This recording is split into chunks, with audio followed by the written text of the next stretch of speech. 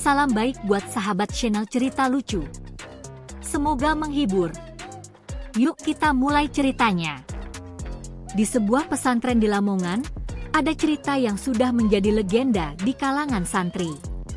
Setiap kali ada ujian atau pelajaran yang membosankan, pasti ada satu atau dua santri yang memilih untuk tidur di kelas, bukannya mendengarkan pelajaran dengan sungguh-sungguh.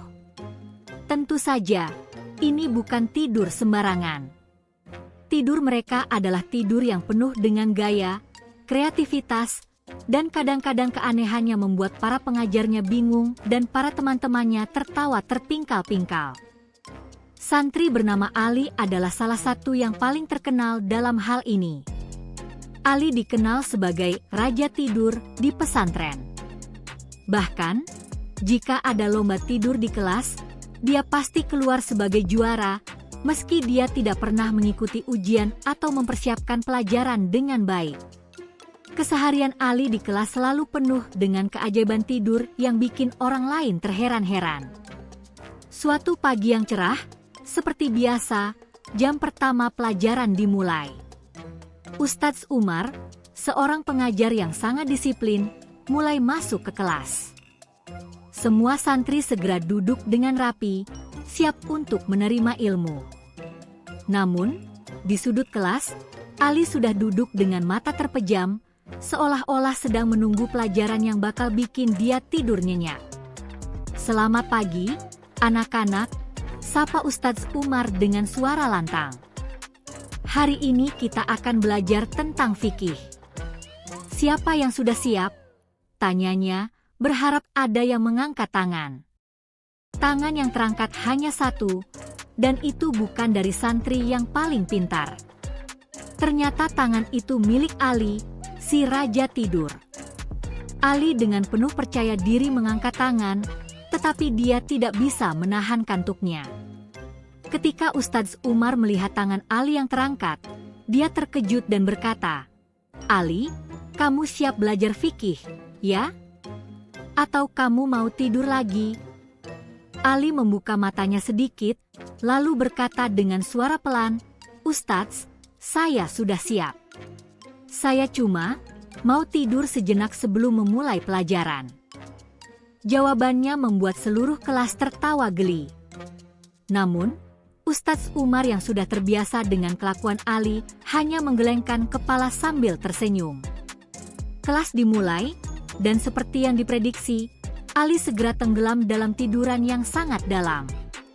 Tetapi yang membuatnya lebih lucu, Ali bukan tidur biasa.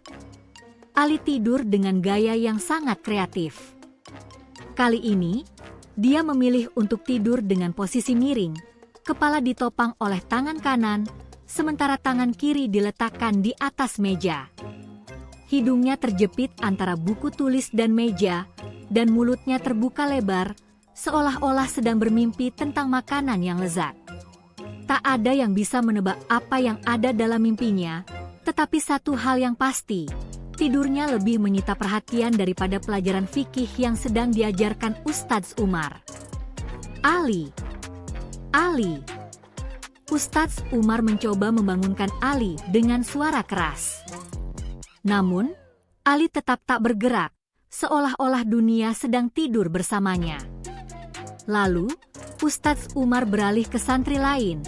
Siapa yang bisa membantu Ali untuk tidak tertidur di kelas?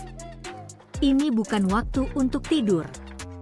Ustadz Umar berusaha keras menahan tawanya, karena dia tahu, siapapun yang mencoba membangunkan Ali akan menjadi bahan tertawaan bagi seluruh kelas.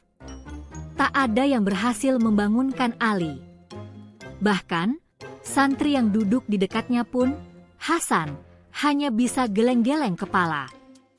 Hasan tahu betul, membangunkan Ali di kelas adalah hal yang mustahil. "Ustadz, coba pakai taktik yang lebih ekstrim," kata Hasan dengan wajah serius. "Ekstrim seperti apa?" tanya Ustadz Umar penasaran.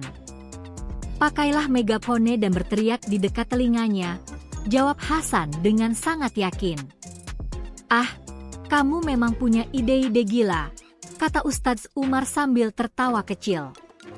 Tetapi dia mencoba juga, meskipun agak ragu.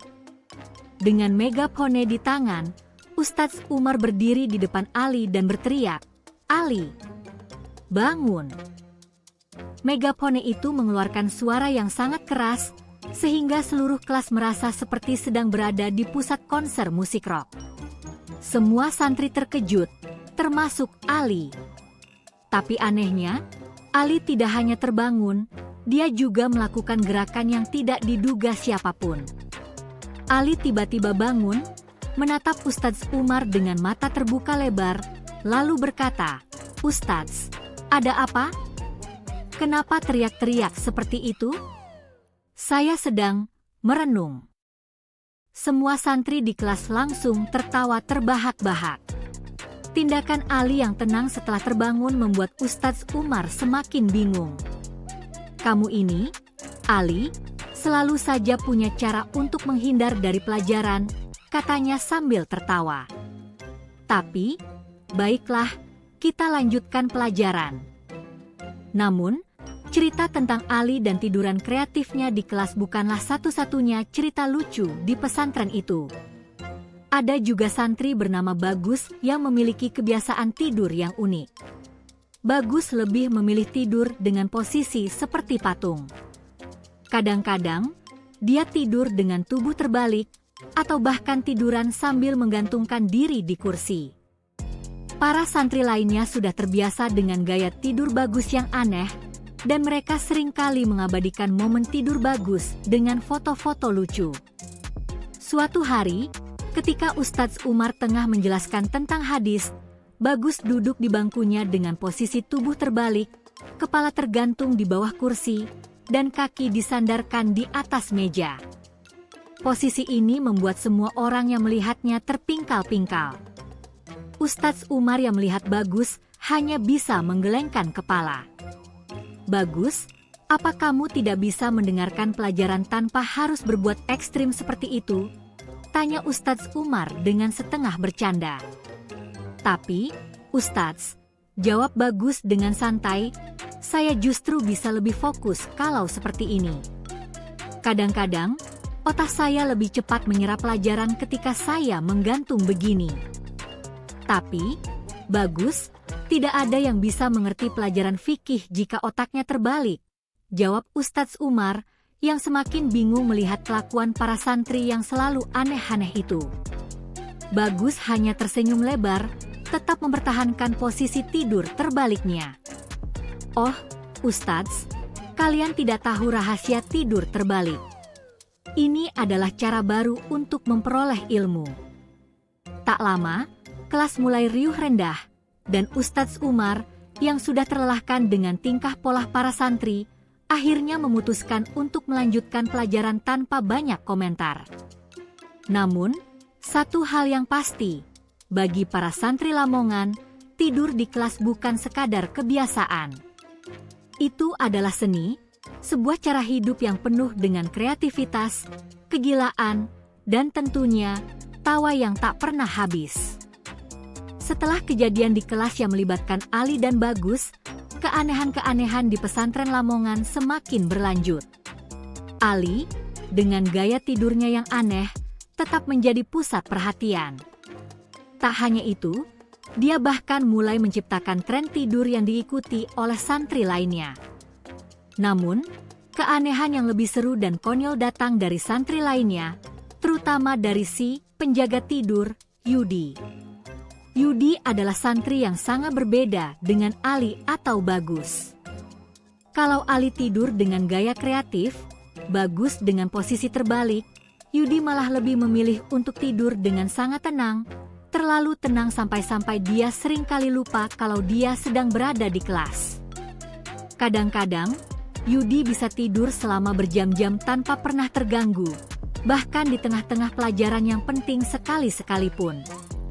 Suatu hari, di jam pelajaran akhlak, Ustadz Mubarok, yang terkenal dengan keseriusannya dalam mengajar, mulai memberikan ceramah panjang lebar. Semua santri tampak mendengarkan dengan seksama, kecuali Yudi. Yudi sudah berada dalam posisi tidur yang sangat tenang, tengkurap dengan tangan melingkari bantal yang ia bawa sendiri. Ya, dia membawa bantal ke sekolah. Ustadz Mubarok, yang tidak menyadari bahwa Yudi sudah dalam dunia tidur yang nyenyak, terus berbicara dengan semangat. "Anak-anak, ingatlah bahwa akhlak adalah..." Tiba-tiba dia berhenti, melihat Yudi yang sudah terlelap. Dengan tatapan serius, Ustadz Mubarok mendekati Yudi dan berusaha membangunkannya dengan cara yang paling sopan mungkin.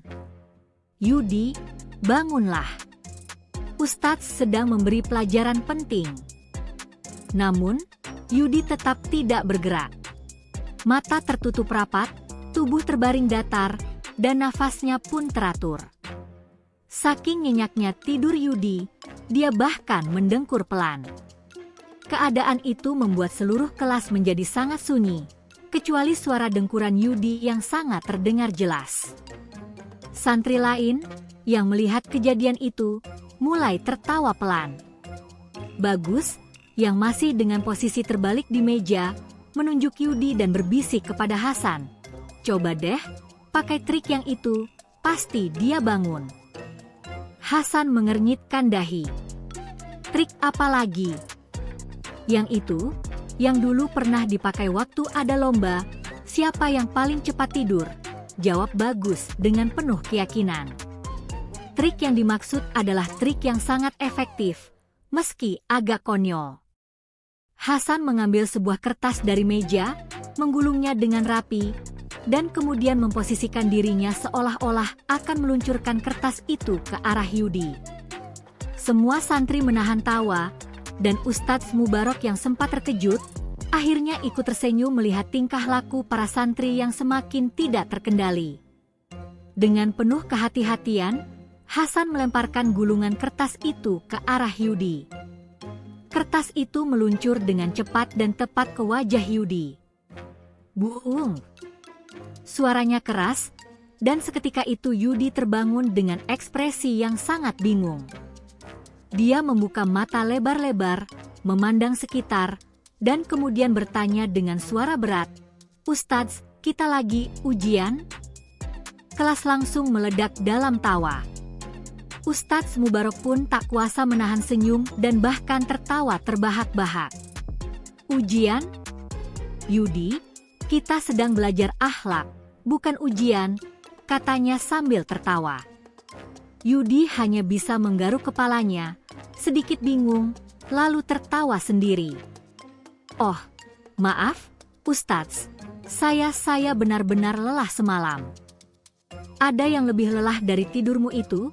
tanya Ustadz Mubarok sambil menatapnya. "Yah, mungkin, hanya kalau saya sedang menulis tesis," jawab Yudi dengan serius. Sekali lagi, kelas meledak dalam tawa. Tapi, tentu saja, Yudi tidak sendirian dalam hal kebiasaan tidur di kelas. Ada satu lagi santri yang terkenal dengan kebiasaannya yang tidak kalah konyol, Rudi. Rudi, yang dikenal dengan tubuhnya yang besar dan gaya yang santai, bukan hanya tidur di kelas, dia kadang tidur dengan cara yang sangat agak mengganggu. Seringkali, Rudi tidur dengan posisi terlentang di bangku, namun dengan posisi kaki yang mengarah ke depan seperti peluru yang siap ditembakkan. Untuk membuat suasana lebih seru, Rudi bahkan seringkali melanjutkan tidur dengan suara tidur yang keras, seperti suara gajah yang mengomel di tengah hutan. Tentu saja, suara Rudi yang keras seringkali membuat para santri yang duduk di dekatnya merasa terintimidasi. Pada suatu pelajaran tafsir, Rudi tidur dengan posisi seperti itu, dan suara dengkurannya semakin menggelegar, bahkan melebihi suara Ustadz Salim yang sedang menjelaskan tafsir Al-Quran. Ustadz Salim, yang mulai merasa risih, berusaha menenangkan kelas. "Rudi, tolong jangan jadi pengiring dalam kelas ini, ya. Kalau kamu sudah merasa capek, lebih baik tidur di luar kelas." Tapi, apa yang terjadi selanjutnya? Rudi malah menjawab dengan santai, "Ustadz, kalau saya tidur di luar kelas, saya akan kedinginan, kan? Di sini kan lebih nyaman, ada teman-teman juga." Teman-teman yang tidur juga, Ya? Tanya Ustadz Salim sambil tersenyum. Betul sekali, Ustadz.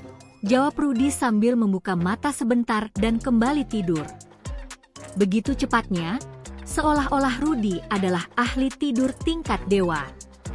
Cuma, mungkin yang lebih mengherankan adalah bagaimana tubuh besar Rudi bisa tidur dengan nyaman di bangku kecil yang sebenarnya hanya cukup untuk santri yang sedikit lebih kurus. Maka, saat jam pelajaran hampir berakhir, Yudi, Bagus, Ali, Rudi, dan santri lainnya pun melanjutkan rutinitas tidur mereka masing-masing. Keanehan demi keanehan muncul satu persatu. Ali mencoba tidur sambil berdiri dengan posisi seperti patung di depan pintu. Rudi mulai merangkak tidur sambil berputar-putar seperti ulat bulu. Dan Yudi mulai berusaha tidur sambil jongkok di pojok kelas. Akhirnya, semua santri yang semula harusnya belajar, lebih memilih tidur sambil mencari posisi yang paling nyaman. Namun, satu hal yang pasti adalah mereka semua sepakat, tidur di kelas bukan hanya tentang beristirahat, tetapi juga tentang menciptakan kenangan yang sulit dilupakan, serta mengundang tawa yang tak berkesudahan. Ustadz Mubarak sendiri, yang sempat bingung dengan tingkah para santri, akhirnya mulai merasa bahwa tidur para santri adalah sebuah seni yang tak bisa disalahkan. Tapi, apakah akan ada perubahan di masa depan? Mungkin saja. Namun satu hal yang pasti adalah, cerita tentang santri Lamongan yang suka tidur di kelas ini tidak akan pernah berakhir begitu saja. Begitulah cerita bagian kedua ini. Di bagian ketiga, akan ada kejadian lebih konyol lagi yang akan membuat para santri semakin beraksi dengan kelucuan mereka.